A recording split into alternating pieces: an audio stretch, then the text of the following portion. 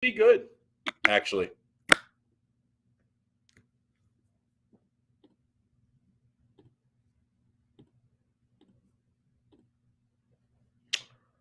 Can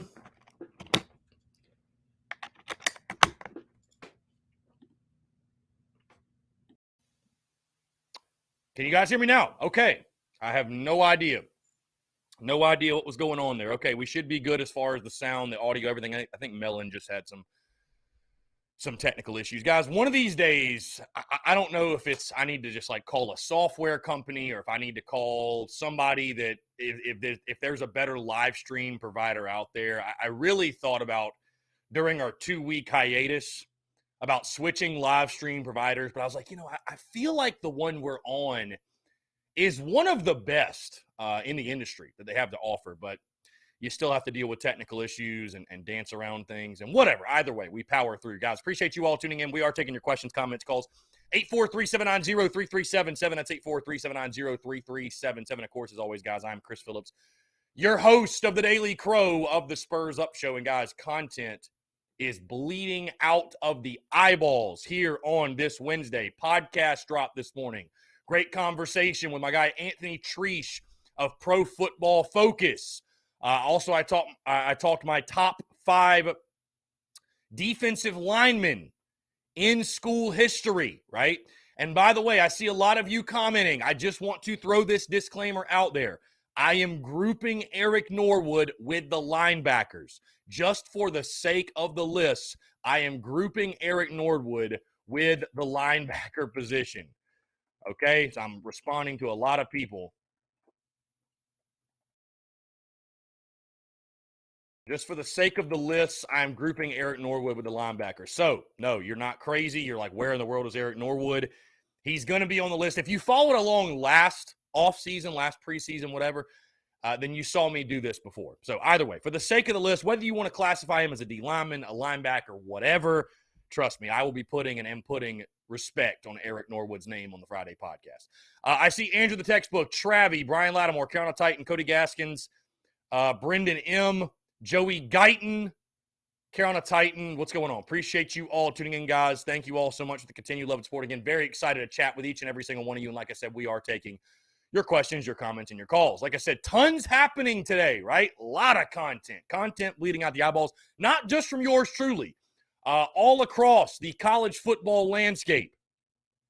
All types of commentary regarding this 2022 football season and what's upcoming in just now 73 days. I want to dive into all that much more. Also, of course, right?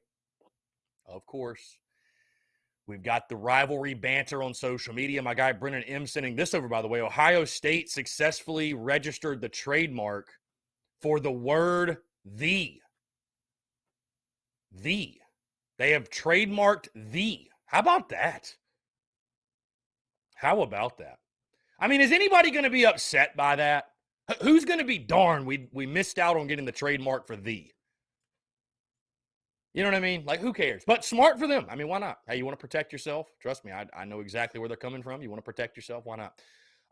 Guys, again, I want to continue to hear from you. Let's see. I don't know if our comments not coming in right now because the last one I see was 12:02 from Andrew the Textbook on YouTube. Are you guys commenting right now? Because I'm not seeing any of them. Let me try to refresh.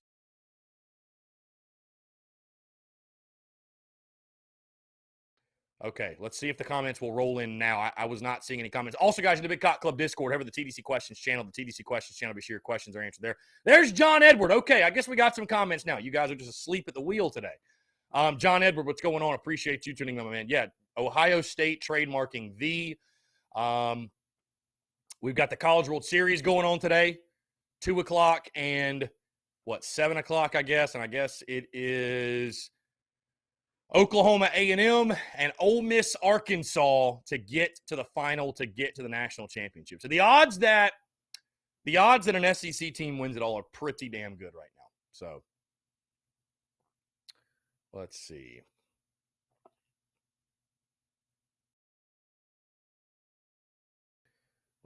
Michael Driggers, what's going on? Appreciate you tuning in. Also, guys, we have got a huge announcement dropping later this afternoon.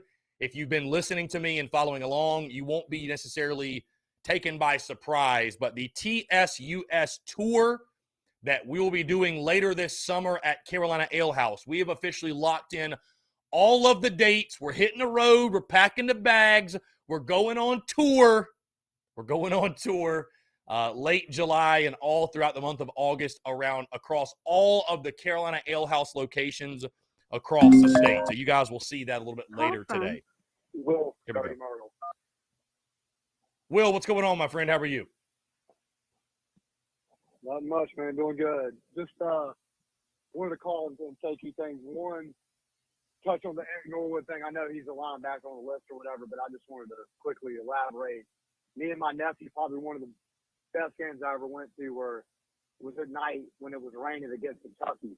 And I think we were ranked like 8th and they were like 6th or something. I could be off, something like that. And they had Woodson at quarterback. And me and my nephew went, and it was in the rain, and Norwood had 2 touchdowns. And it was just such an amazing game and such an amazing moment. And Norwood was just such a big time player for us. You know what I mean? Like, just great memories with him. And second thing was to ask you, and I love Beamer and everything he's done, and you can feel the culture changing already, so I'm not taking any shots at him. But how long do you think it'll be before people start chirping about the recruit not being where it needs to be? As far as, like, the upcoming class still doesn't look super great. I know there's a lot of time to put more together, but, I mean, we got to be finishing in the top 25. You know what I mean? Right. At least top 25, top 20. And I just wonder, how long do you think it's going to be? Like, if we go into this season and the final recruiting class is like 28th or something, you know what I mean? Like, how long does it take before people start saying stuff? Yeah, Will, I mean, I'll say this first things first on Eric Norwood. I've had Eric on the show a couple of times, great friend of the show and a friend of mine, and I mean, a legend flat out. Again, he'll be recognized on the Friday show and the list of linebackers, again, just for the sake of the conversation and the sake of the lists, which, you know what, I have a newfound respect for Big Game Boomer, because making lists is not easy because you always are pissing somebody off. But either way, I'm going to group him with the linebackers for the sake of it. But, yeah, it's funny, man. I was actually at Eric Norwood's game when he recorded his first sack against Florida Atlantic, his first career one in 2006. And then I was also at the game in 2009 against Ole Miss when he broke the record. So I thought that was pretty cool. I got to see kind of both ends of the spectrum. But, yeah, so the recruiting side of things. I mean, listen, I think right now the goal is to finish top 25 every year. I think if you're finishing top 25, I think that fans aren't going to gripe and moan too much. I mean, I don't think it matters who the coach is. If you're not finishing top 25, it's going. I look at it as you fell short of expectations. I mean, South Carolina has never had an issue in recruiting, in my opinion. Not to a level of where it was anything where I'm like, we got to fix the recruiting. I mean, Spurrier recruited effectively enough.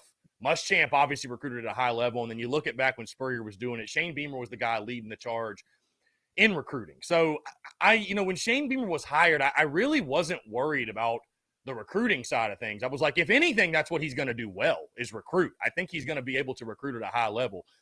I think where you're coming from, Will, and I don't want to put words in your mouth, but I saw it on social media last night, and people get frustrated when they see Clemson picking up commitments. That's just it. They do. Yeah. But it's like, I said this last night, and I tell you here, what did people expect? Did people expect Clemson to just stop recruiting and to finish 50th in recruiting this year? I mean, it's just not going to happen. You know what I mean? It's even when South Carolina started their downward trajectory and, after 2013, the recruiting classes were still solid. You know what I mean? It's not like it just fell off and they went from, 20th in recruiting to like 60th. Like, I don't think you're going to see that happen. South Carolina just needs to worry about what South Carolina's got going on. Again, I know a lot of the angst and the frustration is because you see the rival picking up a 4-star here and a 4-star there and a 5-star there. I think South Carolina's going to be fine on the recruiting trail. They got a big recruiting weekend upcoming. I mean, certainly, listen, you've got to elevate the way that you recruit. I think as long, though, especially these first 3-4 years, as long as you're finishing top 25, you'd like to get higher and higher and higher and elevate the recruiting slowly but surely. I mean, if South Carolina can finish between 15th and 20th this year, I think that would be a fantastic achievement. If they finish top 25, as long as they do that, I'm not going to raise hell and be upset. But to your question, how long before fans, make it a point to raise hell about the recruiting and ask, hey, why are we not recruiting at a higher level? I mean, it all just comes back to how many games do you win on the field? You know what I mean? So, I mean, listen, 2010, South Carolina's recruiting class was ranked 25th. I think 2011, I mean, there were years where the recruiting class, like 07, was ranked like 36th. You know what I mean? Like, so, but it didn't matter because we were winning ball games. Now, again, you go back and look at those classes, though, when South Carolina got it rolling, they were finishing around 15th, which I think is very solid. I think it's doable for Carolina. And I think if you're finishing, I think between 15th to 20th, you're pulling in the talent. As long as you're developing, I think you're pulling in the talent necessary to compete for the SEC East. Realistically, I think you are. As long as you're developing guys. I mean, we'd all love to see Carolina finish top 5 in recruiting, but I think you'd have to get to a point where you're winning 10, 11, 12 games a year. Because, again, those 5-star guys, they want to go play where championships are being won. Bottom line. It just is. The rich get richer, right? That's why. But, yeah, I mean, I think as long as wins are coming on the field, right? Because, hey, we saw with Muschamp, they recruited at a high level, a high enough level, but it didn't matter because you weren't winning games on the field. So, listen, winning cures all. As long as you're winning on the field, nobody's going to say anything. You start losing games, right? People are going to raise an eyebrow and say, hey, what, it all stems back to we're not recruiting well enough. Why are we not recruiting well enough? What's the missing link? What's the missing piece? But I think whether it be Shane Beamer or, I think to set expectations of any coach to say, I mean, I don't care who you could have hired or who you would have hired to say, well, we need to get to recruiting to a top 10 level.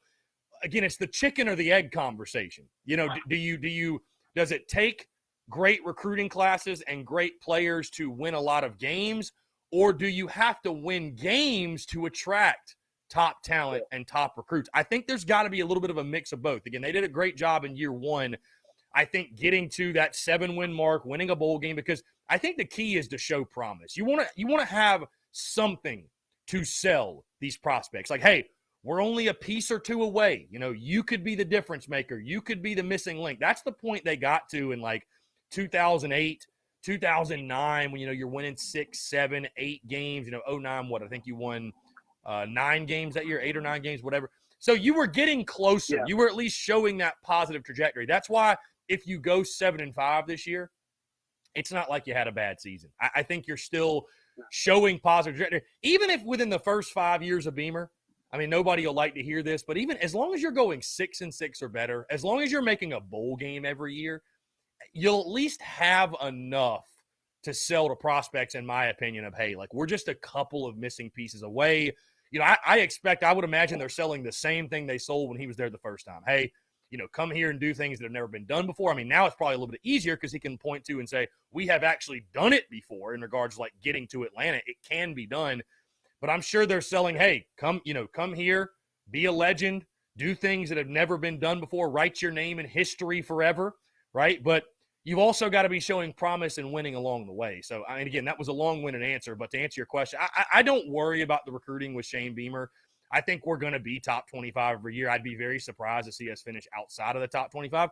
But I would say my message would be don't let what the rivals are doing get you down because, guys, they're not going to stop recruiting.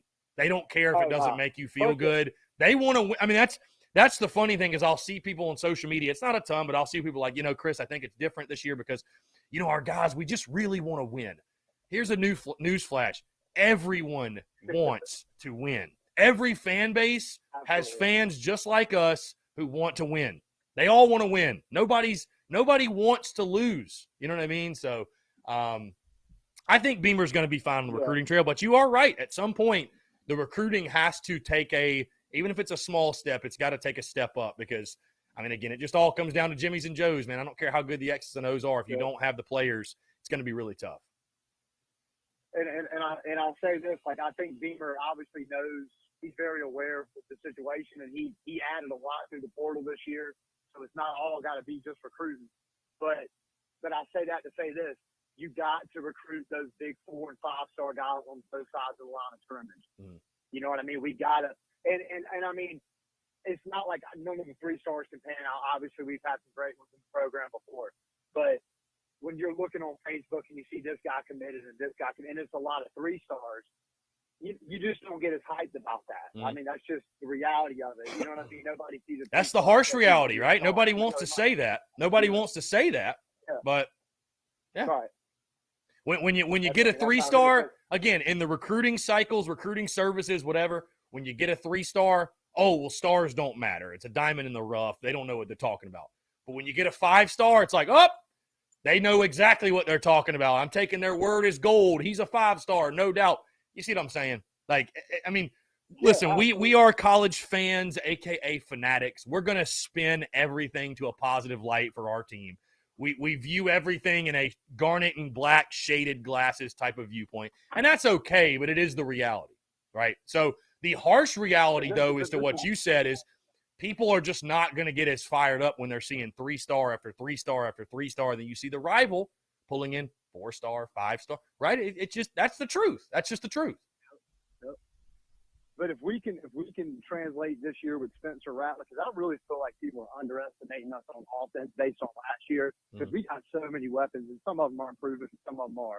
But if we can translate this into like an 8-win year, and really, show we could put a guy in the NFL at quarterback, which we haven't done in like 30, 40 years, however long it's done, other people will come. You know what I mean? You show them it can be done, they'll come. So I feel like this year could be a real good cut for us, and next year's recruiting will be even stronger if we can really lay the foundation this year. You know what I mean? But that's all I got. I'll holler back at you later, man. I appreciate you, my man. Thanks so much. Appreciate the call. Will from Dirty Myrtle. Always great stuff from him. Here's a mind-blowing stat for you guys, by the way, today. Here's a mind-blowing stat that Brendan M., shout out to Brendan, brought up in the Big Cock Club. And if you see the hat, obviously join the Big Cock Club today. We've been watching like all these College World Series games, going back and forth, the beauties and the banter. It's been a lot of fun. You're definitely going to want to be in the Big Cock Club during the season. It's going to be a blast. But he brought this up. This is hard to fathom. I cannot even believe this reading this. Our friends over at Saturday Down South wrote an article talking about South Carolina's offense. Will it be better or worse in 2022? They talked about passing. South Carolina threw more touchdown passes last season than Lane Kiffin and Ole Miss did. They also threw more touchdown passes than Texas A&M. And by the way, on that note, Arkansas in the SEC, Arkansas was the only team in the league that had fewer attempts, passing attempts, than South Carolina's 360. That is shocking. Like that. And 22 is not a lot. So I'm kind of shocked that, like, how does Ole Miss not throw for more touchdowns? That is insanity. And A&M for that matter. That is a baffling. I'm literally reading that, and I'm like, did they get that right? That just doesn't seem right. Todd Smith with the super chat. Todd, appreciate you, my friend. Thank you so much, Todd. Thank you so much, Todd, sincerely. Let's jump to the phone lines here. Call from Robbie Davis, a.k.a. Kirk. Robbie, what's going on, my friend? How are you? I'm doing good. Just sitting here waiting on my brother because I got to go babysit my nephew for a couple hours. Sounds like one hell of a Wednesday. Wednesday. And get my call in real quick.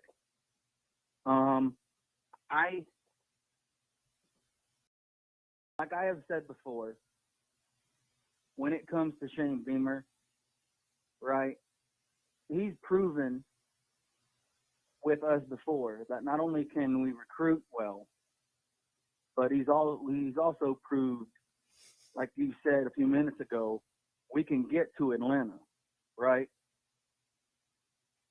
And I used to be the kind of person to where, like, if we don't get a 5-star player, if we don't get a 5-star player, I'm gonna be pissed, right? But the real question is, can you take a 3-star player or a 4-star player and develop them to the point to where they're not playing like a 3-star or a 4-star player? They are playing like a 5-star player, to the point to where if they have aspirations of going to the NFL, the aspirations are there. You know what I mean? Right. Yeah, I mean, it's all about elevating the players. Even if you get a 5-star player, it's about elevating their level of play. I mean, look at Zach Pickens, look at Jordan Burch, right? It's not a foolproof system. Just because you are a 5-star does not mean you are going to be a productive college football player. Now, does it give you a better chance? Exactly. I would say absolutely it does. You have obviously, if you're a 5-star guy, I would say it's most likely you have a skill set that is above the normal average player. So, yes, you should probably pan out and be pretty good. It's not foolproof, but you should. But, yeah, I mean, development's a huge part of it, man. Like I talked about a couple of days ago, identifying guys that fit in your system, that fit in your program, that makes sense. I mean, it's like we talk about the NFL draft, where a lot of these quarterbacks, their careers are shaped by what organization they go to. If you go to a crap organization and there's not any help around you, it's going to be tough for a rookie. But you see rookies go to places like Kansas City. You see them go to, maybe a Pittsburgh. You see them go to, organizations that are on solid ground, that have talent around them. Well, those rookies typically flourish. So a lot of it is just luck of the draw and where do you go. So, I mean, again, it comes back to recruiting as well, being in the right system, right scheme, and, yeah, the coaching staff getting the most, maximizing the talent. Yeah. Right. And, like, we've had players on South Carolina's team that were not five-star players that wound up being basically all-stars. You know what I mean?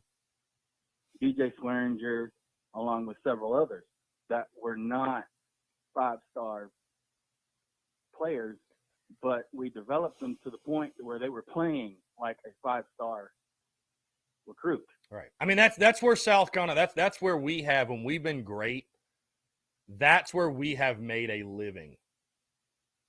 That's where we made a living. I mean, we have never in the history of our program, we've never in the history of our program been at a point where we were just pulling in five-star after five-star after five-star. I mean, listen, at Georgia, at Alabama, and unfortunately right now at Clemson, if a five-star doesn't pan out, they got another one waiting in the wings. That's why I always say, like, with guys like Lloyd, Pickens, Birch right now on this roster, it's you hate to see them not pan out because we don't get enough five-star guys for them to not play to that potential and to fulfill their potential. Right. But even back 09 to 13, South Carolina made a living out of getting guys like DJ Swearinger, Melvin Ingram, Connor Shaw, Dylan Thompson, guys that were not five-star players. They were three-star guys, and turning them into superstars. Now, granted, we got some really good players during that time as well. Gilmore, Lattimore, Jeffrey, Clowney. I mean, you have to get those guys. You have to get a couple of those dudes.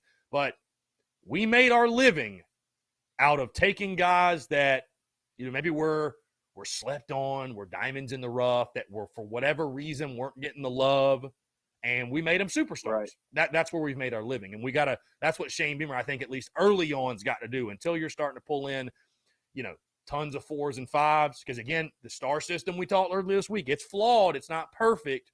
But I'd rather have a class full of 4 and 5-star guys than a class just nothing but 3-star guys. Sorry if that offends anybody, but, I mean, yeah. I'll go ahead. I'll take my risks with the Texas A&M recruiting class versus a recruiting class that finishes 40th or 50th nationally. Yeah, without a doubt. Right. And I definitely, like, Spurrier proved to a lot of people, to a lot of naysayers, that not only can we win on a consistent basis at South Carolina, but we can recruit at a consistent basis at South Carolina. And I think Beamer is, like I've said before, he's doing that, in my opinion, very effectively. Okay? He's doing it very effectively. Does he have a big hill to climb to get to where we want to be? Yes. Because, like you have said numerous times, we do not have a very great football history, okay? Yeah, Robbie, that's putting it lightly. Hate to say that. Yeah, that's putting it lightly. Yeah, that's putting it lightly. But I truly think that this year we're coming into, I think we honestly, if we start off playing well, okay, beat the teams we're supposed to beat, okay, and beat them like a drum, okay, like South Carolina State, Georgia State, the teams we're supposed to beat the crap out of, okay, and just gain confidence, all right, I think we honestly could be a dark horse be a dark horse to do what this season? To shock a few people and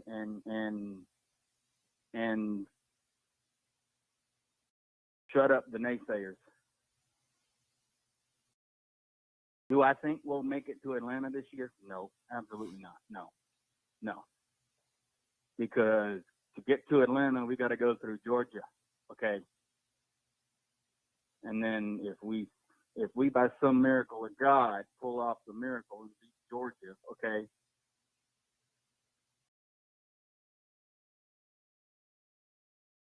I still don't think we'll be to the point to where we can say, all right, we got a shot at going to Atlanta this year. And I think it'll take like you said before, it'll take 5-6 years. Hopefully it doesn't take that long, but this could be a 5-year stint to where it's going to take us about 5, 4, maybe even 6 years to get to the point to where people are talking about us like this team has a shot at going to Atlanta and winning in Atlanta. And like you just said, recruiting is not easy, okay?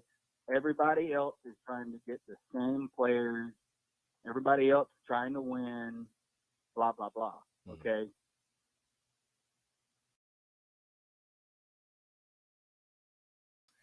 Yeah, listen, it's a challenge, but you know, if you don't like the business, mm-hmm.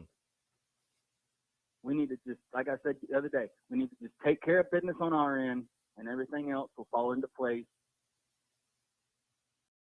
Just whenever, like I've said before, when people come into Willie B, make their life a living hell, and if it's gonna be, it's got to be a tough game, right? So we're gonna have tough games at home. But make them earn it. Make them earn every single yard and every single point. Make Willie be an absolute living hell to where anytime somebody comes in there, they know they're going to be in for a dogfight, and it's going to be ugly. Well said. Coach Davis at it again. Robbie, appreciate the call, my friend. Yeah, and I'm excited. Listen, you got me fired up wanting to run through a brick wall, my guy. And I will see you Friday night. Go Gamecocks, and to heck with Clemson, you bunch of taters. Well said. Poetic as always. Robbie Davis, always a pleasure. Carter Patterson says, you're the biggest idiot I've ever seen. Carter, well, to that I say I've heard worse from better. I've heard worse from better, Carter, and it is YOU apostrophe RE. If you're trying to throw an insult, please use the proper your. I hate when people do that. Use the proper your. It's not that hard. Luke RJ says, easy now, our football history. Y'all are going to get me fired up today. Luke RJ. I love Luke RJ's passion. I mean, Luke RJ, would you argue that we have some glamorous tradition in football, some glamorous football history? I mean, it's okay. Listen, Luke, I bleed garnet and black and love the Gamecocks as much as you do. Dare I say it, as much as you do. But the history's not great, my guy. The tradition's not fantastic, okay? We're trying to improve said history and tradition.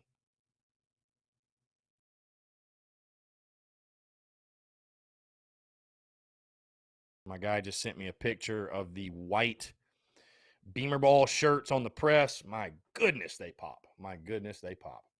Let's see. Cody Gaskins, imagine how many rushing touchdowns we gave up over throwing touchdowns. Yeah, a lot.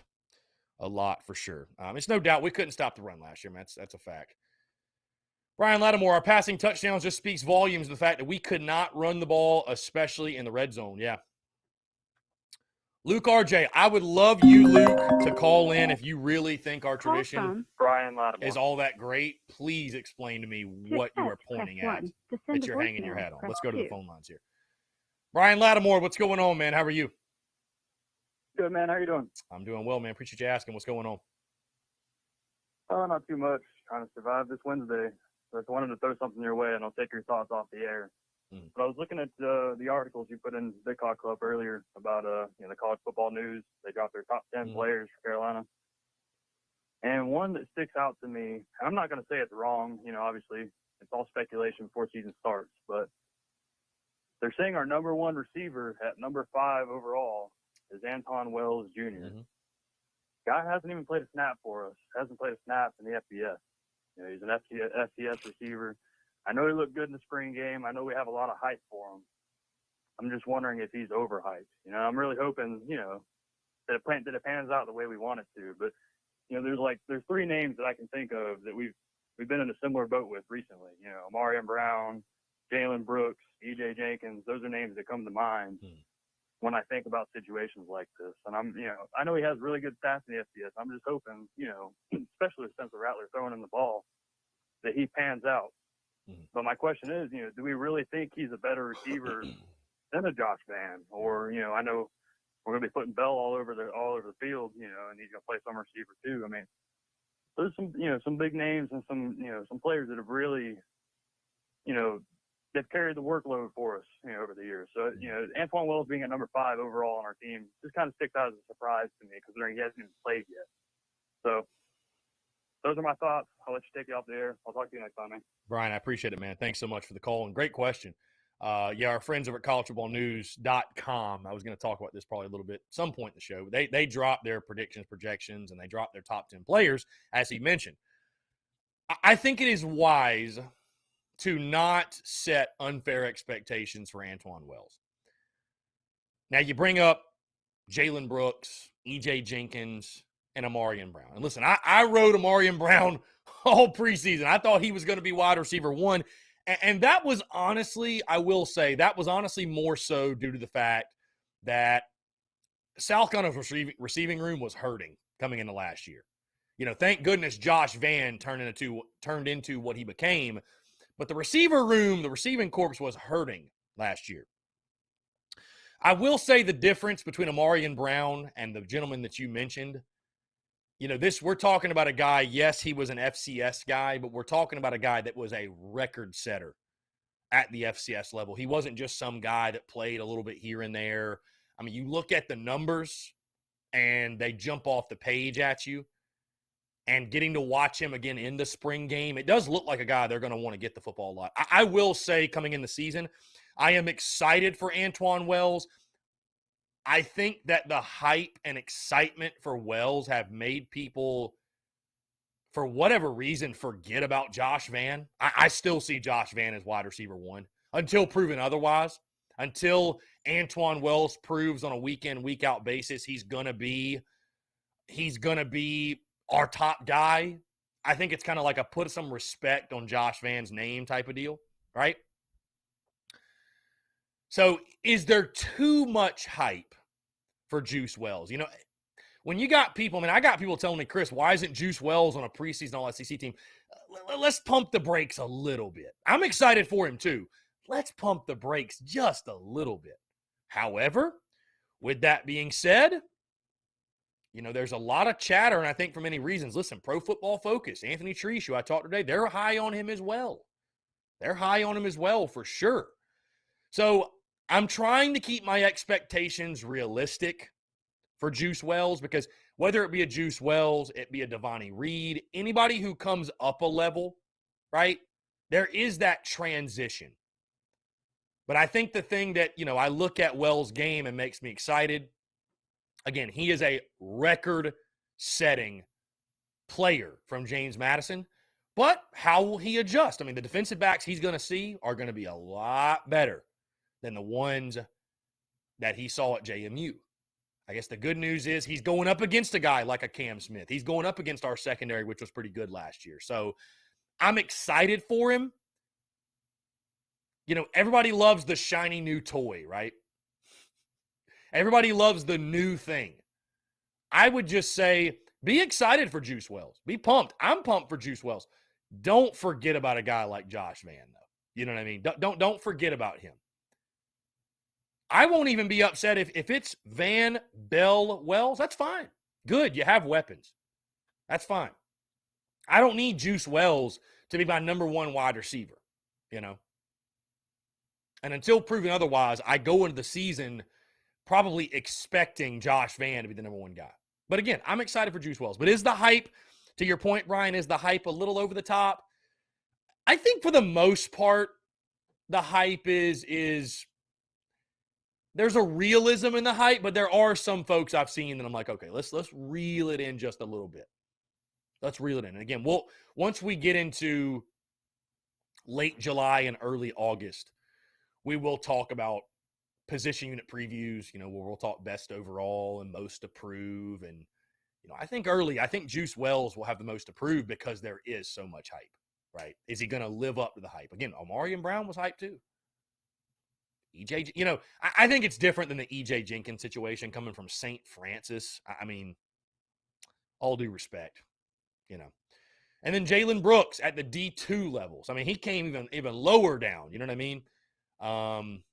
So I will say this. I will predict right now that Juice Wells will be a much, much more productive player than guys like Jenkins and Brooks. It's yet to be seen how Omarion Brown's going to pan out, if he's going to pan out. I thought he looked good in the bowl game, so hopefully maybe he can be a weapon for you, a threat. He's obviously a speed guy for you on the outside. But I do think he will be productive for us. How productive, I don't know. Will he be the number one guy? Maybe. But it's just another weapon for Rattler. Just another weapon, and I'm excited to see what he can do. Connor McCormick, where does a guy like Leggett factor in? Yeah, Connor, I think Leggett is fighting for that 4th or 5th receiver spot. I think your top guys right now, you're looking at Van, you're looking at Wells. Do you throw Jaheim Bell as a wide receiver? Let's just talk top pass catchers, right? Because whatever. He's a tight end. He's a receiver. Bell, Wells, Stogner, Van, right? Those 4. Then you start getting into the Leggett's, the Browns, the Dak Joyners, who can forget. Then you start talking the Jalen Brooks of the world, right? So honestly, guys, I still think receiver is we need to continue to build out that receiver room. It's not to an elite level. I mean, we're much better off than we were last year. My God, I thought the receivers were just terrible. So seeing Josh Van finally come into his own was a beautiful thing. So, yeah. But I'm excited for Juice Wells. But I would say keep the expectations realistic. Will Corb, it's funny you bring up Leggett and said, heard a lot of good things about Leggett this offseason. Leggett's been a guy, I can't remember if I did it last year, but back-to-back seasons, I picked Leggett to be like my breakout player. I really thought he was going to be the surprise player. And it just hadn't happened, but maybe with a new quarterback, maybe it will. Travis Lee says, I don't know why, but I thought, and I keep forgetting to put you guys questions up here. He says, I don't know why, but I thought Brown transferred. Jason Brown transferred. Bradicate 43 says, I'm excited to see Christian Bill Smith running. I think him and Lloyd are going to be a nice 1-2 punch. I agree. And then again, you got to factor in Juju. Where does Juju factor in? Because all he does is 10 yards per carry, explosive player. Cody, here's a great question. Says, what day are you going to be at the Greenville or be in Greenville at the Carolina Ale House? Yes. So again, I'm going to be announcing this, probably posting the video right after we get off of here. But the TSUS tour that will happen late July and all throughout the month of August, where, basically what it'll be, guys, is we're just going to go to the various Carolina Ale House locations across the state and Augusta, of course, as well. And it's just going to be an opportunity for Gamecock fans to fellowship, to mingle, to talk football. We'll do some Q&A. I might set up and do a little bit of a live thing. We're going to have merch giveaways, swag giveaways. I'll have koozies on me. Well, again, we're also partnering up with a vendor. I think they're going to create Beamer Ball merchandise for folks that come out to those events. It's going to be a really, really good time. The plan to visit the Greenville locations, August 4th, that will be the first time we come to Greenville. August the 4th, we'll be in downtown Greenville. And then August the 25th, we will go to the Woodruff Road location. So August 4th, downtown, August 25th, Woodruff Road. Those are both Thursdays. Every single date that we have is a Thursday except for the week of game day. August the 30th, we will be at the Columbia location in Harbison. So, I'll be announcing those details later today. Got a full post and everything ready to go. Really, really excited, though, guys. I'll be honest, this is something I dreamed about before. Kind of going across the state and interacting with Gamecock fans and and shaking you guys' hands and having fellowship, like I said, and talking ball. And so we're going to be doing that, and it's going to be a blast. John Edward says Fort Mill. Yes, Fort Mill, John Edward, will be August the 11th. Again, I'm going to drop all these dates, John Edward, on social media right after the live show. So you will have all the dates. And again, I'm dropping it with plenty of time so you can put it on your calendar. Brian Dean says, would you move Jalen Brooks to tight end? I wouldn't. I don't think he has a size. Mark Regal says, I think our wide receiver, I'm assuming he means wide receiver room, is going to be one of the best in the last decade. I think that might be a little bold, Mark, but it's going to be better than it's been in a little bit, for sure. For sure. I mean, we were hurting at wide receiver going into last year. Let's see. Coach Ford mentioned this about Juice Wells. As I watched him in the JMU and North Dakota State game, looks good, but a big leap forward from JMU opponents to SEC opponents. Yeah, I mean, again, it's a transition, and that's any guy that ever comes in from the transfer portal that comes up a level. It's like, okay, this is the SEC. This is big boy football. How do you transition? Guys, a lot to get into here on this Wednesday. We dropped our podcast this morning, episode 665. My top 5 list, top 5 defensive linemen in school history.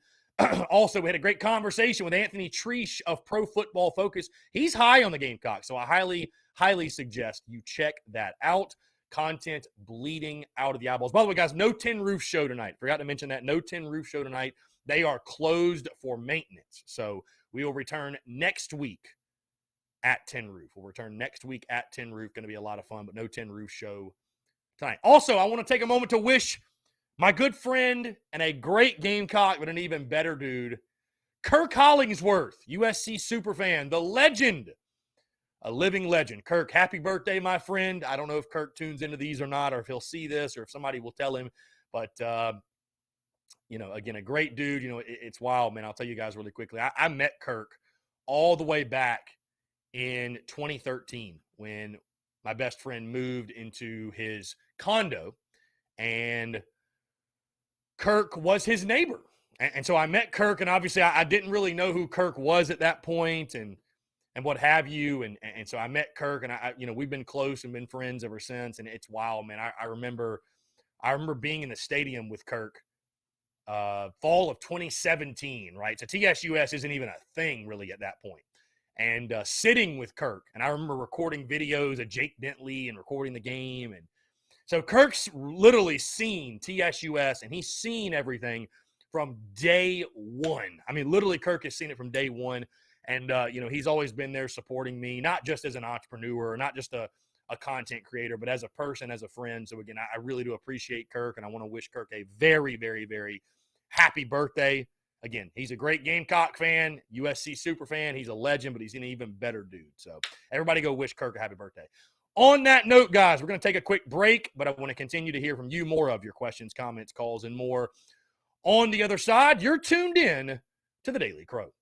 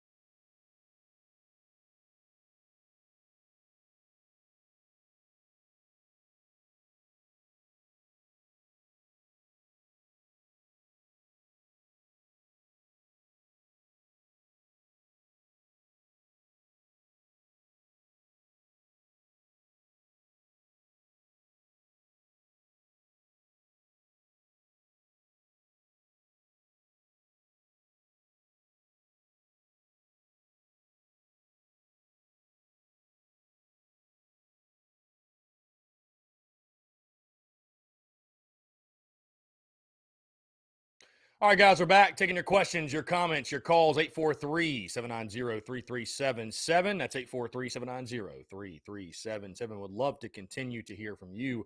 Cody, yes, come on out. Come on out to Carolina Ale House, August the 4th in downtown Greenville. Again, we'll drop the full schedule for the dates for the TSUS tour in just a little bit. Brian Dean says, would love to see USC come out to Here Comes the Rooster by Alice Cooper for a game near Halloween and be in all black. I mean, I don't know if I want to see them come out to it. That song needs to be played at games, though. That's without a doubt. Sir Cock, what a name, says, Philly, we need to see the full TSUS football uniform. You already got the helmet. We need the jersey and the pants. I'll have to work on that. Luke RJ says, wide receiver Chad Terrell looks like a beast, has all the talent. He is the one that had the long TD catch in the spring game. Yeah, I mean, it was great to see that.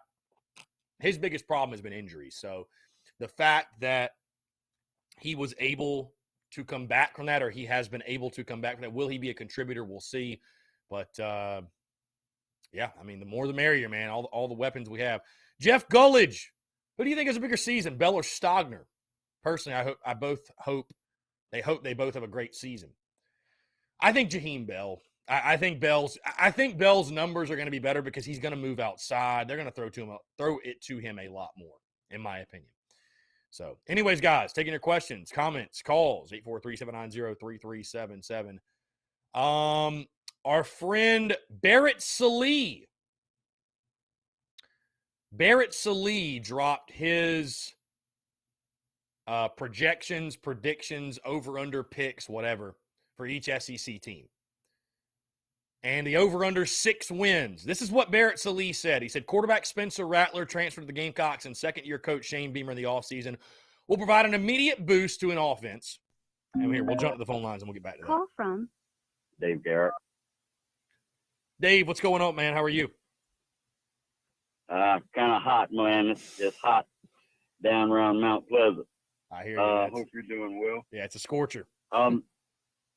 Chris, you know, good players gravitate towards good players. Mm-hmm.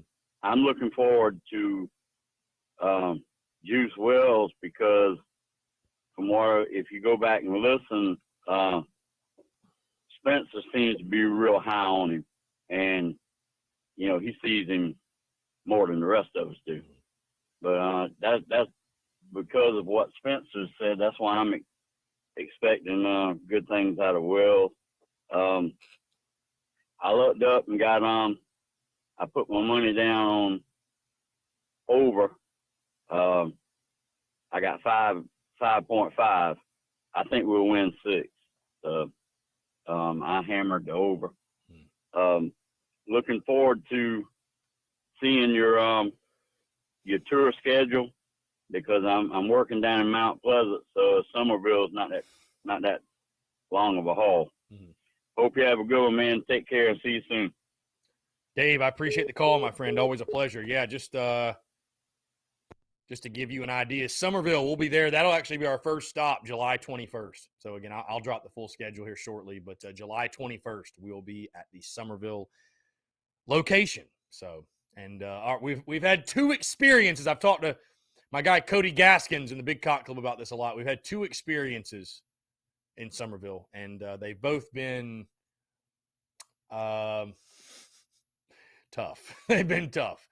Both those Tennessee games, the football game and the basketball game, they've been interesting to say the least. But we still love Summerville. Summerville's awesome. Summerville's a lot of fun. Anyways, back to what Barrett Salee said. He said, Spencer Rattler transferred to the Gamecocks, second-year coach Chamber in the offseason will provide an immediate boost to an offense that didn't get much out of the quarterback position in 2021. He isn't the Heisman Trophy caliber stud that he was being touted to be at this time last year, but his strong arm and experience in the Big 12 will allow the Gamecocks to spring an upset or 2 en route to a 7-win season. His pick over 6. And he details it in wins and losses that he's picking. Get this. This is who Barrett Salee is picking South Carolina to beat this year. Georgia State, Charlotte, SC State. Missouri at Vanderbilt. Tennessee, and here's the last one. Get this. Texas A&M. Barrett Salee thinks the Gamecocks are beating Texas A&M and Tennessee. Losses at Arkansas, Georgia, at Kentucky, at Florida, at Clemson. So he's got another tough year on the road for Gamecocks football this season. He's got South Carolina going 1-4 on the road, which doesn't spell well for our watch parties, by the way. Yeah, Cody Gaskins, by the way. Cody Gaskins is on the record, and you can't back off this one, Cody. Cody said he put 500 on the Gamecocks money line against Texas A&M. So we're going to hold Cody Gaskins to that.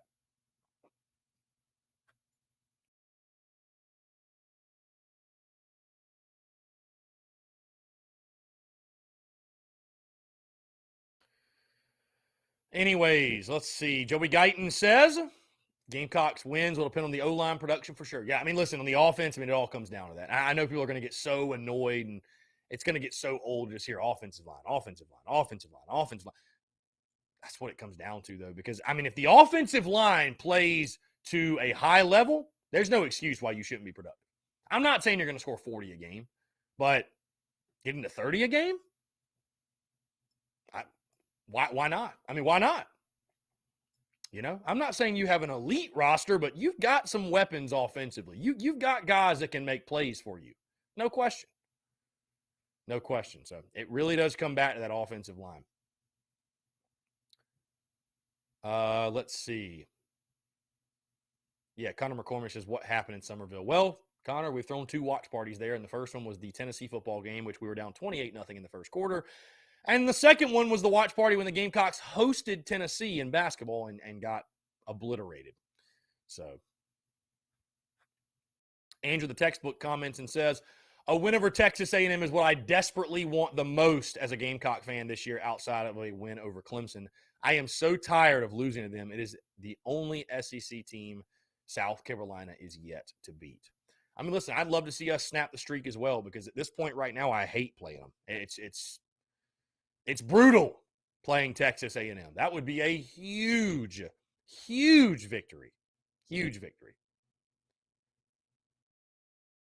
And I got to say that. I got to say this, guys. It'd be a great victory for us. What a bad loss it'd be for A&M. You know, I mean, again, we don't care, but I'm just looking at it from the grand scheme. I mean, A&M is this team. You add the number 1 recruiting class in the country. You got all this talent coming back. I mean, they're expecting to compete with Bama for the West, right? And if you go to Columbia and lose, that's going to be hard for Aggie fans to stomach. Granted, we don't care, but I'm just saying that's going to be a tough one. Saturday Down South, by the way, making the bold prediction that South Carolina's offense will be better in 2022. Get this, guys. The Gamecocks have had an offense better than ranked 10th. The Gamecocks have not had an offense ranked in the top 10 in the league since 2018. Wow. That's tough. That's tough. That is really, really tough. That is really, really tough.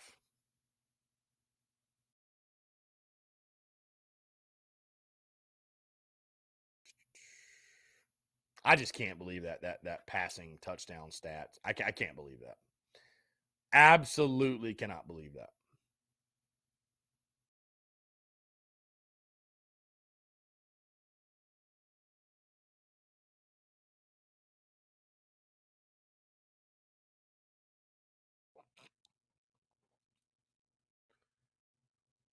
Let's see. Yeah, Courtney makes the point they play at Bama the week before coming to Willoughby. They also have a bye week, though, Courtney, just like us. So, are they still going to be reeling or riding high after that Alabama game? I think the bye week kind of neutralizes that. Brian Dean says, I see Carolina finishing 2nd or 3rd in the SEC. Now, if they upset Georgia, I will go as high as 1st in the SEC East. Brian, are you telling me, Brian, you think Carolina could go to the SEC championship this year? Is that what you're saying, Brian?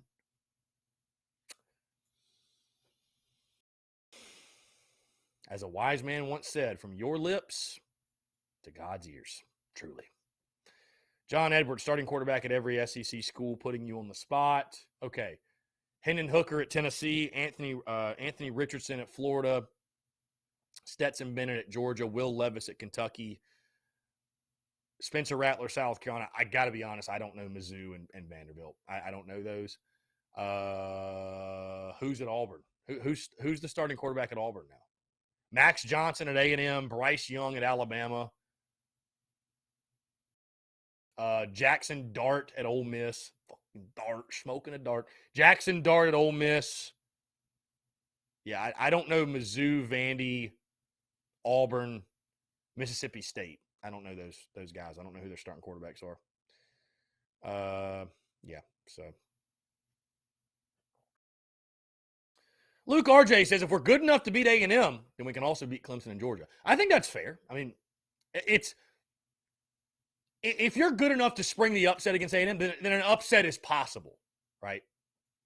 My question would be, if you beat A&M, I mean, how good are you really? Is it just an upset, right? But no, I'd agree that you're good enough to spring another upset. It's possible. Dylan Potter simply put, who wins the Bama A&M game? You got to wait till I drop my predictions. I'll drop full SEC predictions in about a month. A couple of weeks, actually. Great question here. And I'll probably pose this question to the masses at some point this preseason. Garrett H says, what point differential would you want to see in a win over Georgia State to feel comfortable and excited? Yeah, so walking out of Willie B, how much does South Carolina need to win by for you to feel confident about the prospects of this season? Well, I think number one, covering the spread is a given, right? The spread's 11. You got to cover the 11. I think as long as Carolina wins by 17 or more. I mean, listen, guys, this is not going to be an EIU. Like, Georgia State's a team, a quality team. They're a quality team, right? They're a quality team.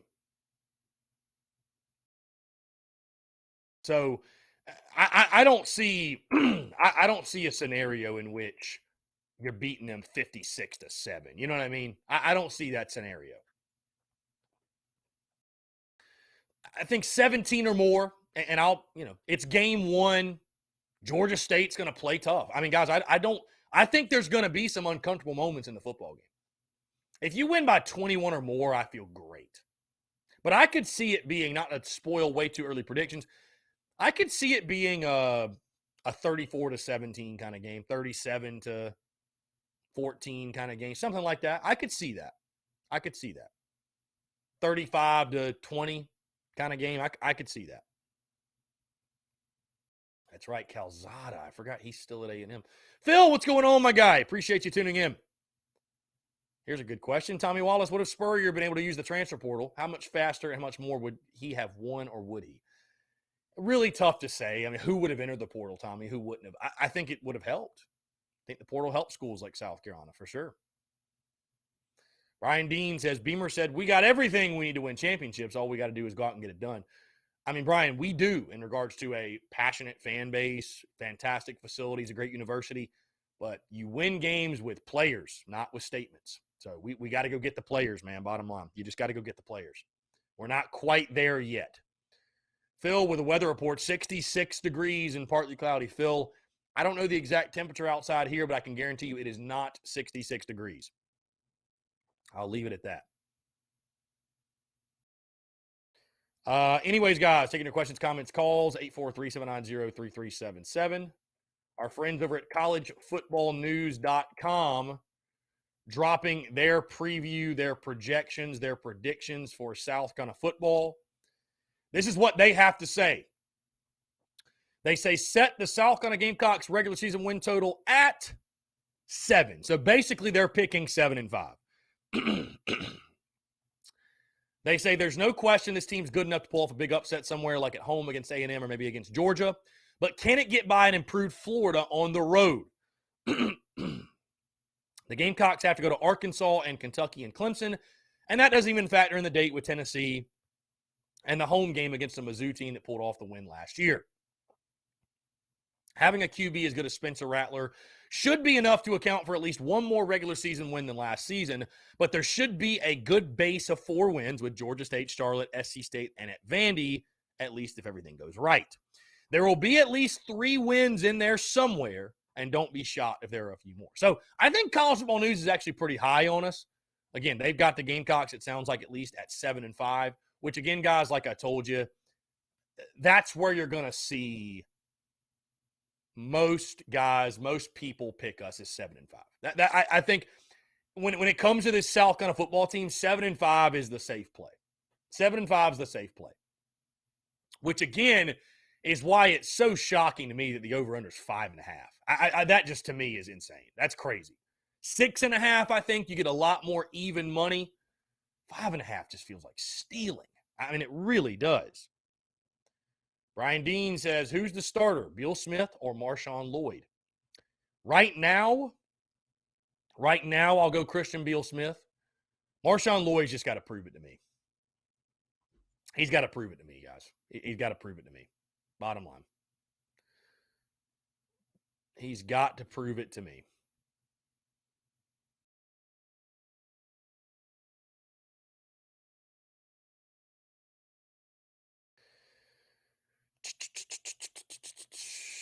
Let's see. Again, guys, content bleeding out the eyeballs. And I said this to our Big Cock Club group this morning in our Discord. Right? I don't say this as a slight to anyone, but the way that we are creating content is nobody can touch us. I mean, it's unlike anybody else out there.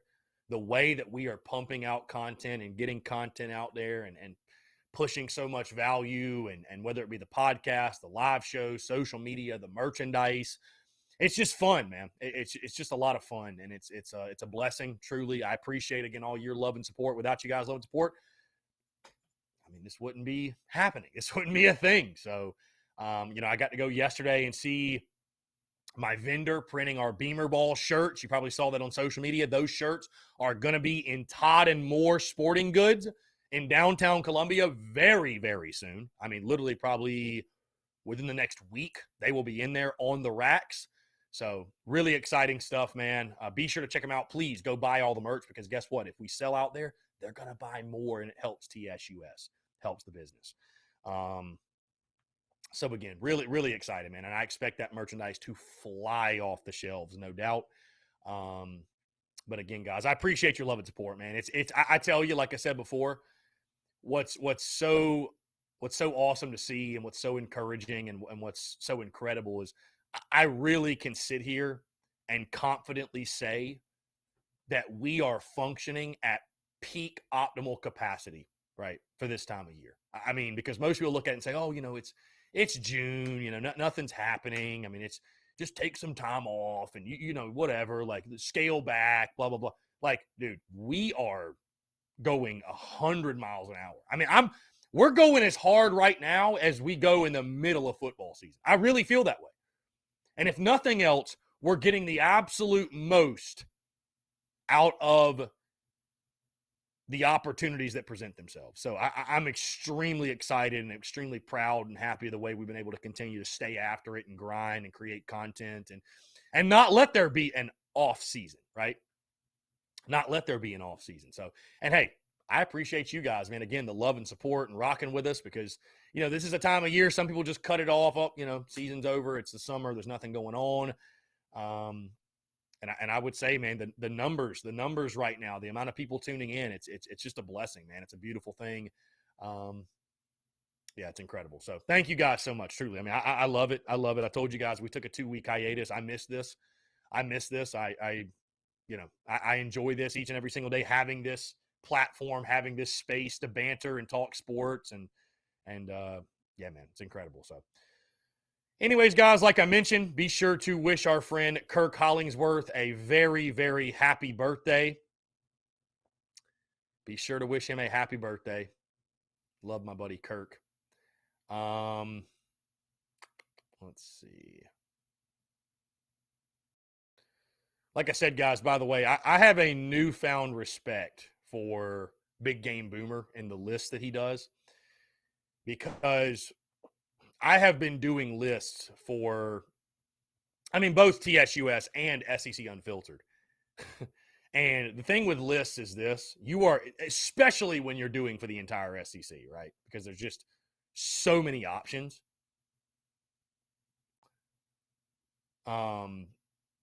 People are going to get very, very pissed off. Very pissed off when you create these lists. That's just bottom line. They are. So Jeff Gullett says, FYI, I created an account and subscribed on YouTube. Thank you, Jeff. Thank you. Yes, as I told you all, it's not going to be a move like today or tomorrow. But at some point, we're going to take the Daily Crow off of, we're not going to broadcast it to Twitter, Facebook, Twitch. It's exclusively going to be on YouTube. Now, we will post the links to Facebook. We'll post the links to Twitter. But as I told you all yesterday, without going into too much detail, just understand that, and I'm just going to say this. When you tune in on Twitter and when you tune in on Facebook and when you tune in on Twitch, I'll say this, it doesn't help the business to the point that it does when you tune in on YouTube, right? Because we're able to monetize YouTube, right? With ad rolls and ad reads and all that good stuff. So you want to help the business, tune in on YouTube. That's where it helps most. Also, guys, hey, you guys are tuned in. See, if you tune into the Daily Crow and if you join the Big Cock Club, you get this inside info. You get this behind the scenes type stuff of what we got going on. Maybe I should wait on this announcement. I'll just say this. I'm not going to announce it quite yet. Okay. I'm not going to announce it quite yet. But I will say this. I've wanted to for a very long time with this live show platform. You know, like how Pat McAfee, if you're familiar with him, or like Paul Feinbaum, they'll have weekly guests come on, especially in season, and they'll get their thoughts, their feedback, all that good stuff. For the first time, we are going to have a weekly recurring guest on our airwaves. And it will start late July. But we're going to have a weekly recurring guest, a former South Carolina football player, and it will be each and every single Monday. You can think of it as a Monday morning quarterback type of deal. And I'm going to leave it at that. I'm not going to say anything else. We will make an official announcement probably over the next couple of weeks. At some point, I'm going to drop that. I haven't even put together any graphics or anything like that or whatever promotional type stuff. But it's going to be incredible. It's going to be must-watch content, must-see content. It's going to be your favorite 20 or 30 minutes every single Monday that you have. It's going to be a blast. It's going to be a blast, folks. Cannot wait. I cannot wait. So, Rebecca, hope you're having a great day, by the way. I did see you were tuned in. Phil says Major League Rugby Championship game this Saturday at noon on Fox. Connor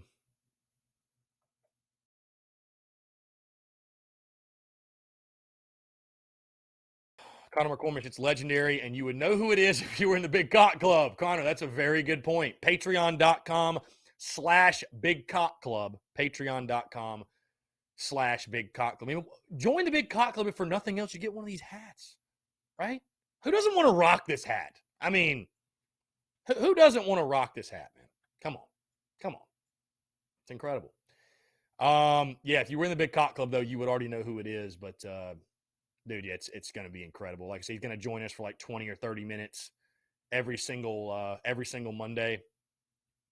It's going to be a blast. It is going to be the best Monday segment, the best content every Monday. I'm confident in saying that.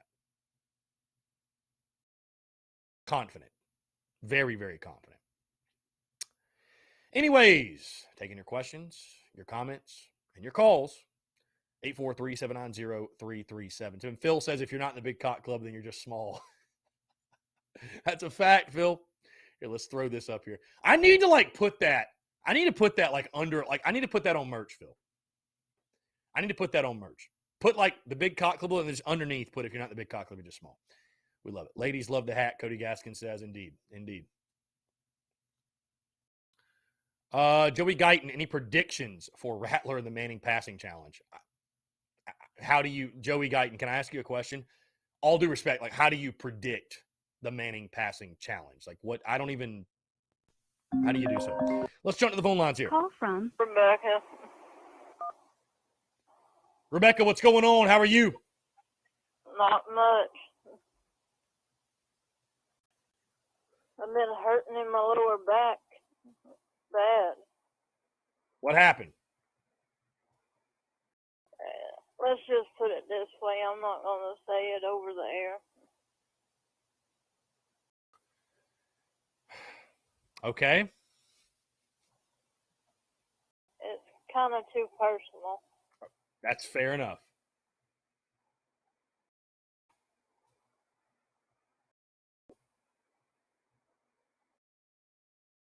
The reason why I'm not saying any more on that subject.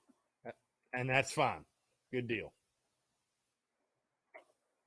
I need to make an announcement. Okay, make an announcement. Go ahead. I'm back with Martin. Back with Martin.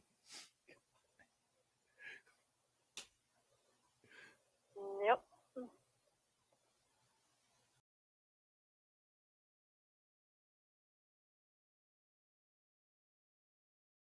But, Congratulations. Thank you. But what I was going to say, that one day that I went off on the radio,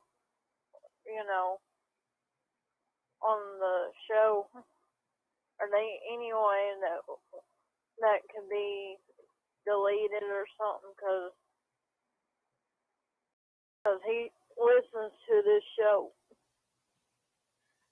So you want me to delete the Daily Crow from the day that you said that Martin was no good? That's what you're saying. Right.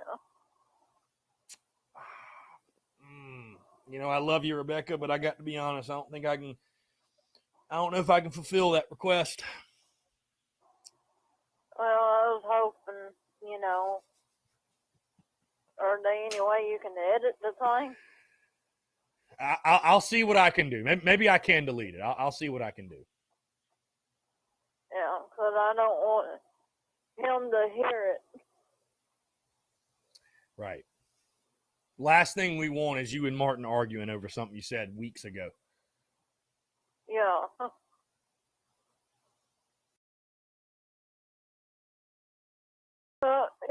Me and Martin's back together. Congratulations. We're working things out and everything.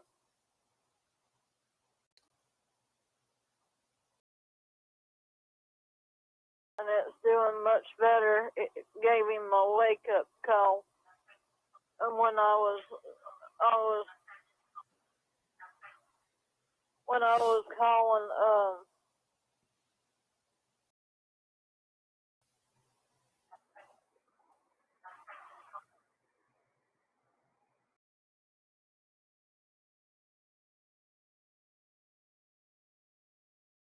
all right, let me get this said one more time.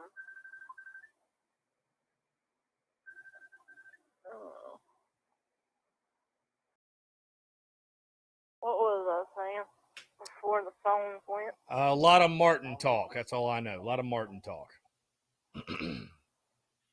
We're not talking about Frank Martin, are we? Hell no. We're talking about Martin, my boyfriend. Right. Okay.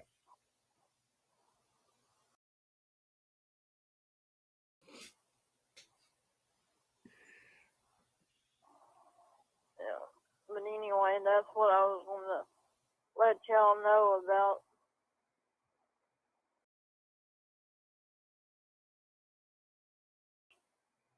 But anyway, I got up early. I had to go with my grandfather to a doctor's appointment. So Okay. that's the reason why I sound like I am, because I'm very tired about.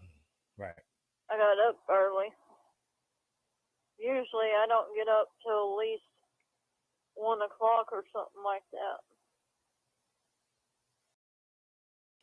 Mm-hmm. So I got you.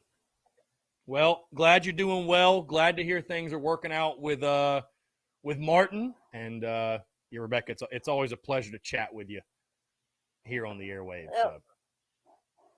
Oh, I was going to tell you, I went to the doctor with my grandfather, Mm-hmm. and I went inside. Okay, they wanted to be mask required, so I put on my South Carolina Gamecocks mask just to be an Love that. asshole. Love to hear that. Love to hear that. I went in there with it and everything. I was like proud of it. Mm-hmm. I love to hear that, Rebecca. Fighting the good fight. I'm going to post a picture of it here in a few. Yeah, on my main you should. page. You should. And I'll send it to you, and then you can probably want to put it on Twitter. For sure. Yeah, send that over to me. Yeah, I'll do that. I'll send it in the messenger. Good deal. Good deal. Yeah, Rebecca, it's good to hear from you. Like I said, I'm glad things are working out for you. All right. Well, I'm glad that everybody is doing good down there. What's the temperature down there? Hot. I don't know the temperature, but it's hot. It's What about the gas prices down there? 96 degrees. High of 99 today. And the gas prices, weather is hot and the gas is high. So that's all you need. It's about $4 here, about $4.50 or something. Right. Yep, it's high. If I ain't mistaken. It is high indeed. I was telling Papa the other day, today, I said, we need to just make us a day trip, go all the way to Westminster and back just to go get us some South Carolina peaches. I love them South Carolina peaches. They're good. Nothing like them. Nothing like them. Rebecca, we're going to jump into a break, but hey, like I said, I'm glad to hear you're doing well. Calling anytime. Appreciate you. All right. Great stuff. Rebecca, 0%. There's not even a piece. There's not even there's not even 1% of Rebecca that calls in for Gamecock banter. Not at all. Not at all. And we literally just heard Rebecca say that she has a broke back for reasons she can't disclose on the air. I mean, I'm done. Hey, let's jump into a quick break. I want to continue to hear from you. More of your questions, comments, calls, and more on the other side. You're tuned in to the Daily Crow.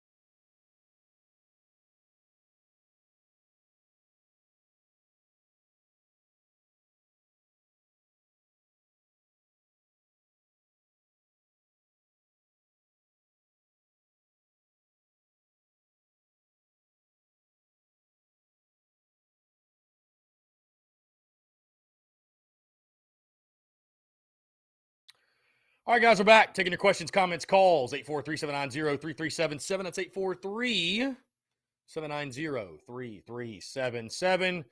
Cody Branch, our resident Tennessee fan. Don't anybody tell Dalton that Cody Branch is in here. But, Cody, what's going on, man? Appreciate you tuning in. Here, we're even going to put this up for Dalton. Where's Dalton at? Cody Branch is back in the fold. Cody Branch is back in the fold. What's going on, my friend? We are having some fun banter in the Big Cock Club Discord, by the way. Let's see.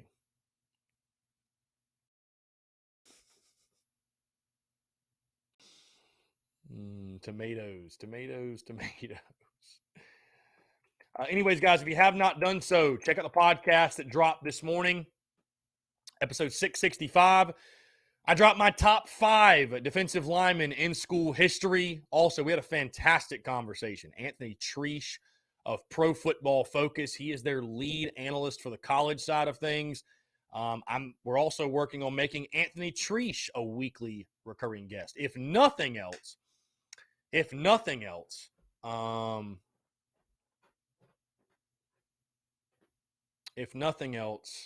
he's going to be someone we have back on. We will have on multiple times. So, yeah, very excited for that.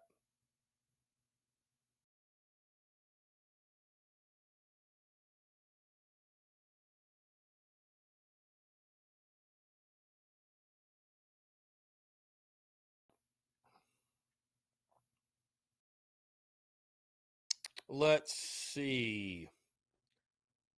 Dylan Potter, Chris. Let's see. Chris, what's your take on Commissioner Goodell denying to Congress he knows anything about Dave Portnoy of Barstool Sports being banned from all NFL games? Yeah, Roger Goodell denying that he knows. He even acted like he didn't know who Dave Portnoy was, right? Denying that he knows that Dave Portnoy is banned from NFL games. I mean, it's silly. It's foolish. It's Goodell deflecting. He doesn't want to give any attention to or credit to that, which is true. I would look at the feud between Dave Portnoy and Roger Goodell similar to the feud between I and Steve Fink. I think that's fair. I am, however, not banned from games. I am banned from talking to coaches and players. Well, mainly coaches. I could probably still swing it. Obviously, we had Luke Doty on the show. So, with coaches specifically. But, yeah, I would say the feud between Goodell and Portnoy is similar to the feud between I and Steve Fink. By the way, Steve, all love to Steve. But it is kind of funny. It is humorous. Austin Greer chiming in. He says, how you going to say miss me with the numbers about Shaw and Boyd, but then say Brian Edwards was better than Debo at South Carolina? Great point. Well, Austin, I'll say this. When it comes to the Shaw-Boyd comparison, what Shaw did at South Carolina, especially in the head-to-head matchups, that stands out to me. Taj Boyd pissed down his leg every time he played South Carolina. I don't need numbers to tell me that Connor Shaw was a better player, better quarterback than Taj Boyd was. Debo was a great receiver, Austin. But longevity does matter. Debo battled injury. When he played, he was one of the most explosive players in college football. But, and listen, it was in the 5 spot. If you want to put Debo in the 5, I won't call you crazy. But the all-time yardage leader at South Carolina, we're not factoring in NFL, just college.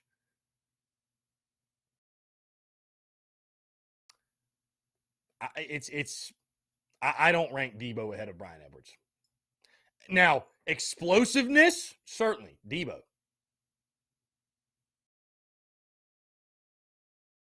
Certainly. I just think, though, all-time yardage leader, Debo was a solid college wide receiver. He wasn't anything great, though. Dude, I don't think Debo was even better than, Ace Sanders.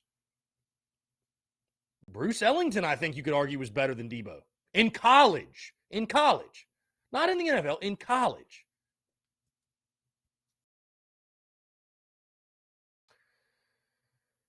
Let's see. Cody Branch says South Carolina's going to have a good D-line this year, but does the O-line improve? You got to take into account that it could be the quarterback situation last year. Maybe they don't like the O-line coach. Yeah, I mean, that's the big question. Cody Branch, the O-line will improve because they can't get much worse. Bottom line. Alex White, how many times will Rattler be sacked with Clemson being ranked the top front 7 in college football? Well, you need to keep it to 3 or less, I would say. Yeah, Clemson's D-line is legit, man. Connor McCormish, why does Fink hate you so much? Because you tell it how it is. Listen. Fink has superiors, right, that tell him what to do. And when you cannot be controlled, when they cannot control your narrative and what you say, they don't like that. They fear that. And so USC wants to control the messaging. I mean, guys, that's why credentials exist. That's why credentials exist. At the college level, they want to control what is coming out of their camp. They want to control the narrative. And that's okay. And I'm not saying guys like Gamecock Central and the Big Spur, like they're never critical, but it's rare. It's a rare occurrence. It's a very, very rare occurrence. Most everything is painted with a Garnet Lenses viewpoint. And so when you are totally independent and USC has no control over you, you know, and here's the thing, guys. Steve Fink I said fire Muschamp, and from then on, he has not gotten over it. And that's okay, but I'm not sorry. I'm not sorry. Luke RJ says that would be suck to be banned from all South Carolina games. Would Steve Fink do that? No, he wouldn't if he doesn't have the power. He doesn't have the power, Luke RJ. I don't even know who could do that, honestly. I guess like the university themselves would have to, but they'd be a damn fool for it because you all know I would absolutely raise hell on social media. Everyone would know. Everyone would know. And what's crazy is it wouldn't even stop me doing my thing. It wouldn't even stop me from running my business. It wouldn't stop me from creating content. I don't have to be in the stadium to create content. Cody Branch, Steve Fink is our SID, Sports Information Director. So he is basically the middleman between media or just anyone and your football coaches and coaches in general, really. Let's see. Great stuff today. The beauty's in the banter for sure. The beauty is in the banter for sure.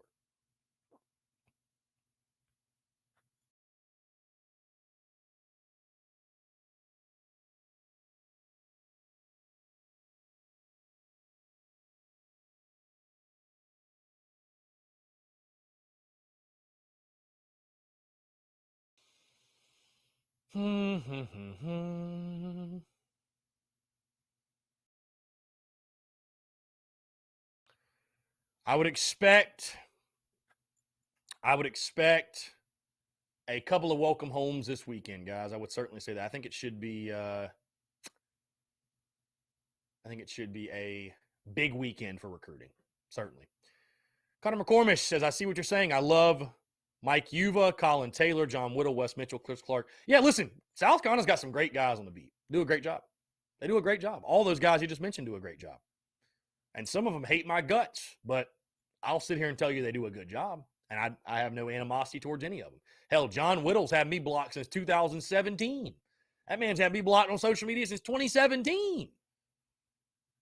And I've met a Wes Mitchell in person. Great dude. Obviously, Mike Yuva, friend of the show. So, never met Chris Clark before. I don't think I have. Yeah, Cody, USC got very, very butthurt when I said fire Muschamp. I mean, heck, people don't even know this, Cody.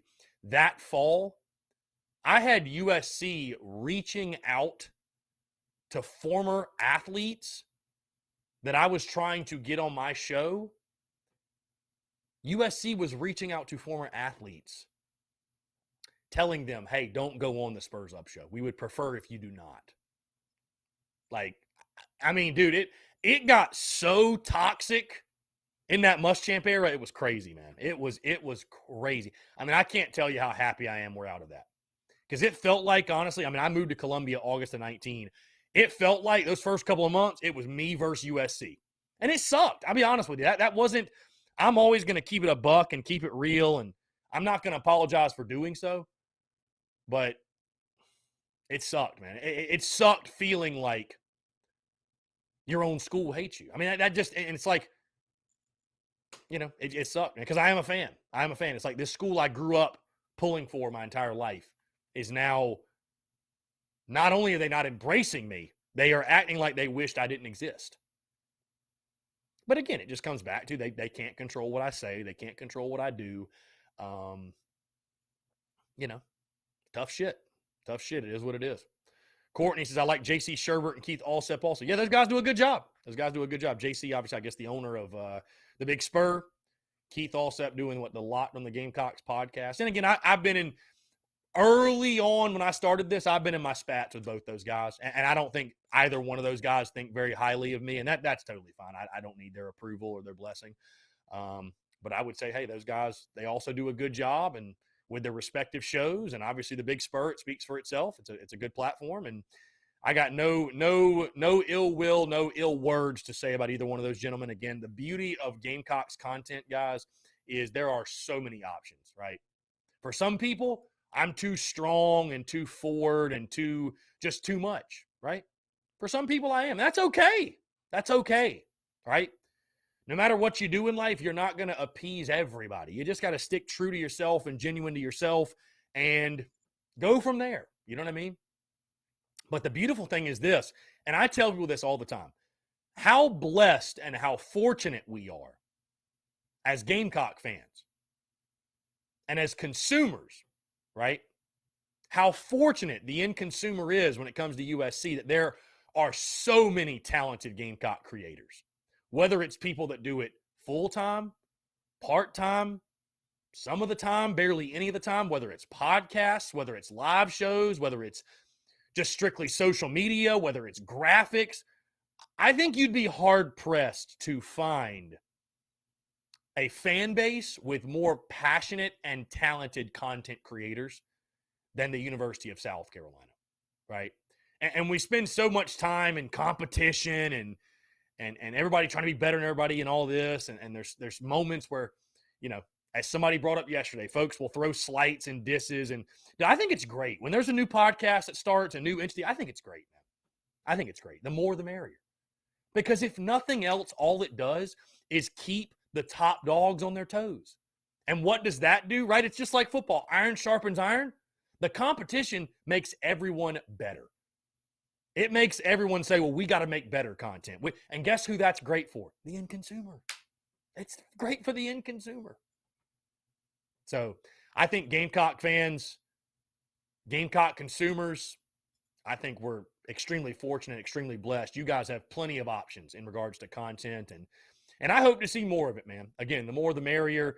You can never have too many options for great Gamecocks content. So shout out to all the Gamecock content creators out there. You know, I only encourage the more Gamecock content, the merrier, as I said. So I've never understood the dynamic. I really feel like this, guys. I really feel like this. If you see someone that's, oh God, it's another Gamecock podcast just popped up. Oh, another Gamecock social media page, and they're talking shit and they're discouraging and they're being condescending and they're being passive aggressive. If you get that type of energy from people, you know why people act that way? Because they're threatened. Because they know that what they're doing isn't valid, isn't legitimate. So they fear competition. They fear more people entering the space. But again, I say this with no animosity, or not animosity. I don't say this with ego. I don't say this to slight anybody else, but I say this. The reason I encourage people, listen, if it's your dream to have a Gamecocks podcast, Gamecocks social media, sports for that matter, it doesn't have to be Gamecocks, anything. If that's your dream and your passion, go for it. Heck, I'll help you get started. I'll tell you what equipment to get. I'll give you tips and tricks on social media, all that stuff. But I do that, number one, because I want to help other people. And I remember being there and wishing that somebody would have given me some quality advice. But I also do that, guys. And however it sounds, so be it. I do that because I know, listen, you ain't going to outwork me. You're not going to surpass me. And if you do, I will shake your hand. I will tip my cap, and I'll be proud of you because if you surpass me, you're legit as fuck. I got no issues with that. Hey, kudos. You're a real one. Maybe we can collab. We can do something together. But I don't come from a place of insecurity because I put the work in, right? And that's the only people that do that dissing on social media when somebody, there was a clip, I think ASAP Rocky. I know who to mark off ASAP Rocky reference on your bingo cards for the Daily Crow today. ASAP Rocky said, when did it become not cool to try?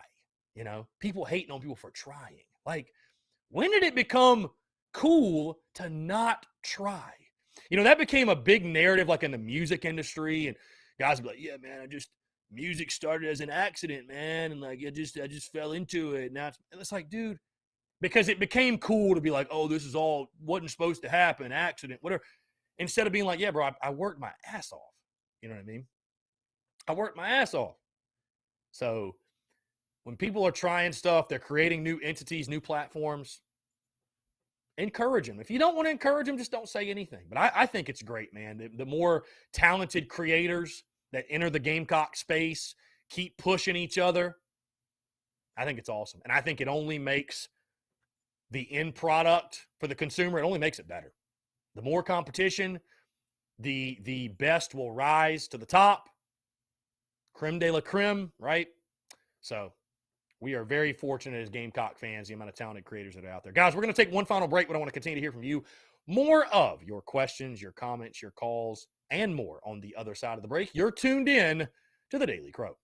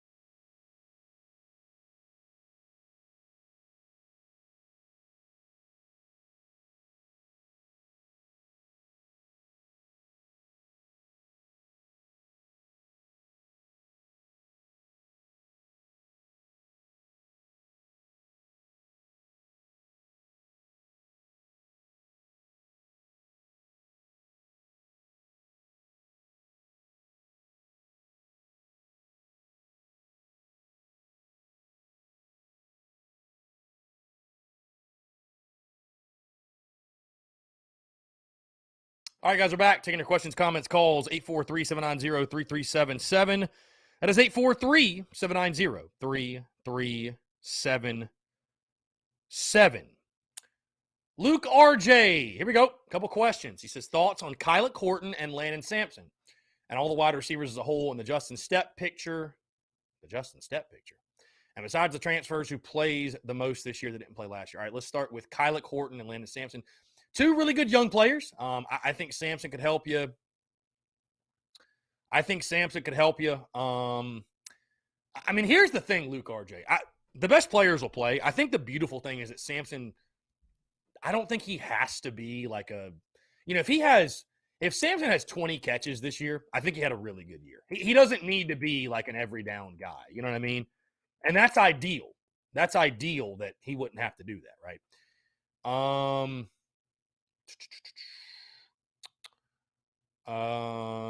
What picture are you talking about, Luke RJ? What picture are you talking about? Also, he says, yeah, wide receivers are much improved from last year, I think, for sure. Besides the transfers, who plays the most this year that did not last year? That's a great question. Probably who played who was a bench player last year that'll play? I mean, I think Trey Kenyon, you'll see a lot more of him. I think Trey Kenyon, you'll see a lot more of Trey Kenyon. Defensively, probably see a lot more Birch, to be honest with you, because JJ's gone. Rick Sandage returning from injury. Boogie Huntley, I think, is a starter now. So, yeah. Courtney Washington says USC trying to protect their brand because they're doing business with agents. Yeah, absolutely, Courtney. Yeah, trying to protect brand. And that's fine. That's fine. That's totally fine.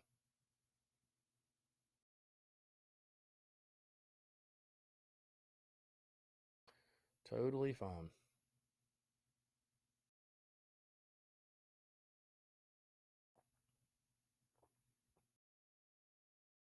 Anyways, guys, less than 10 minutes to go here. Taking your questions, comments, calls, 843-790-3377. That's 843-790-3377.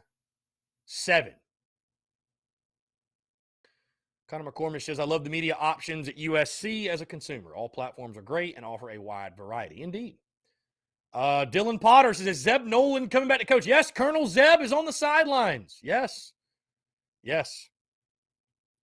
Colonel Zeb is on the sidelines. Cody Branch says, dude, I'm glad I found this channel just because Tennessee and South Carolina in very similar situations in the SEC East. At the end of the day, we talk shit, but we all know we're pulling for teams that's not anywhere near the top of the East talent-wise. Now, Cody, I appreciate you. Listen, we're all – fans don't want to admit it, but SEC fans, doesn't matter what team you are, we're all kind of the same. Crazy, passionate, loyal to a fault. We all just want our team to win. That's it. You know what I mean? Cody Branch says, if Rattler goes down, then it'll be the quarterback carousel South Carolina saw last year just because inconsistent play behind a guy who wasn't all that consistent with a quarterback guru as a head coach. I mean, yeah, I don't even want to I don't even want to think about if he goes down or whatever. Oh, Luke RJ. Okay, the group picture you're talking about with Justin Stepp. I mean, I didn't really think anything of the picture. I mean, I mean, listen, I still don't think we are elite at receiver. However, we are much improved from where we were last year. I think that's a given. I think that is a given for sure. Mm-hmm. I think that is a given for sure.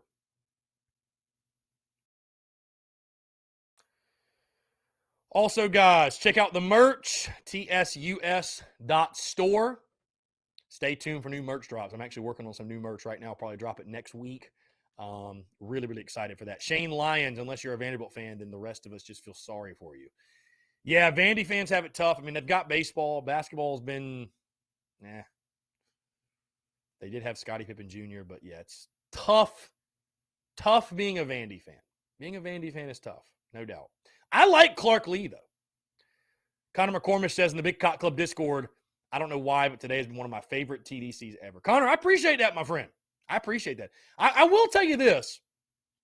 I think that the 2-week hiatus did us some good. I think it was a smart move to take some time. was able to lock down some things and knock out some things. And so, again, I know it was a tough, long hiatus for some of you, but I really do think it was beneficial. So, again, I appreciate you guys, being cool. Like I said, rolling with the punches, rocking with us. I really do appreciate that, sincerely. So, by the way, guys,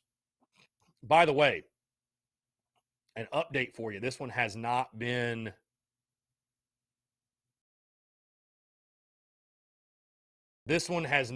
announced or has not been posted to social media, has not been scheduled. But as I told you all, we are now going to be posting content on the YouTube page, The Voice of College Football SEC. And I've teased a little bit, what are we going to do with NCAA content in regards to Road to Glory, in regards to Dynasty, in regards to the season simulation series? Well, last year, right, I played the South Carolina season on Heisman and did that. And I thought to myself, would I rather do that or something different? Well, we're going to do something different, okay? And it's going to be more for all SEC fans. It's going to fall more under our SEC Unfiltered type of content. Starting tomorrow, I'm setting it up today and scheduling it. I'm going to do a Road to Glory, starting from the high school ranks. We're going to pick an SEC team, and we're going to take them to the promised land. So I'll be honest with you, we're probably not going to pick Alabama. We're probably not going to pick Georgia. Probably going to pick an SEC team that's lower down the ranks. But we're going to go through it, do a full Road to Glory series on that Voice of College Football SEC account. If you're not subscribed, again, you're going to see the links. I'm going to post the links everywhere. Be sure to go subscribe today and tune in. I think tomorrow night at 8 o'clock, we will go live. So just stay tuned for all that. Really excited to partner up with those guys over at the Voice of College Football SEC. Shane Lyons, how do I talk to you about how to set up as a content creator, Chris? Shane, you can shoot me a DM. You can shoot me an email, thespursupshow@gmail.com. I would say that. Shoot an email. I'd say email is the best way. Things stay organized in the email. When you shoot a DM or, stuff like that, it can get kind of lost in the shuffle because we do, honestly, we get a lot of DMs and it's easy to lose them. thespursupshow@gmail.com. Shane, I would love to discuss and love to chat with you. So, speaking of, yeah, it's a lot of times when I'll get DMs, and again, they just get lost. We get a lot of DMs, and so it's tough to get to them all. And I don't mean to not respond to people, but it's a lot. You know what I mean?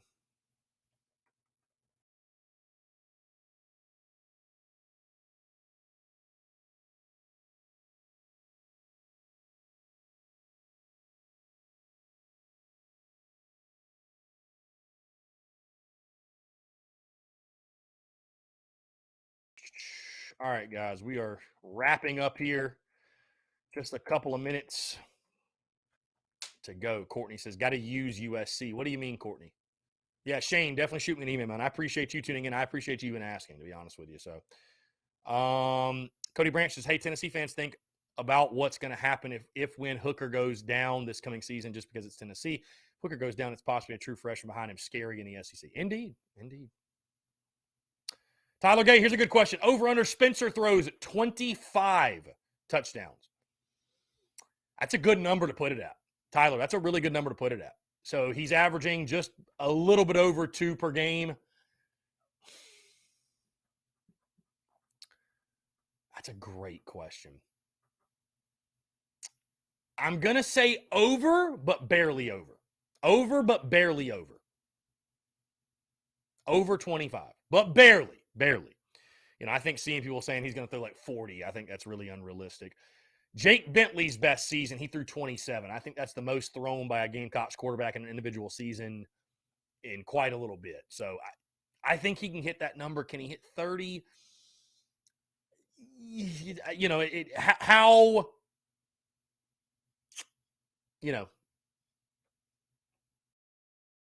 How much are we running the ball? How much are we throwing it? That's going to depend a lot. Oh, Courtney says, got to use USC on Road to Glory. Well, Courtney, I mean, again, it's going to be more SEC-wide content. So I don't know that I'm going to pick USC, man. I might pick like Vandy, honestly, and try to make Vandy elite, go win the SEC championship at Vandy. I don't know. It's going to be fun either way. Again, guys, okay, we've hit 2 o'clock. Appreciate you all tuning in, guys. Again, check out the podcast that dropped this morning. Some great stuff.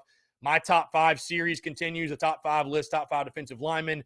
Also, great conversation with Anthony Treesh of Pro Football Focus. Again, guys, we have got content bleeding out the eyeballs today and all week long. And again, quick reminder, no Tin Roof show tonight due to them being closed for maintenance. So just wanted to remind you guys. All right, y'all. Y'all take care. Have a great rest of your Wednesday, and we will talk to you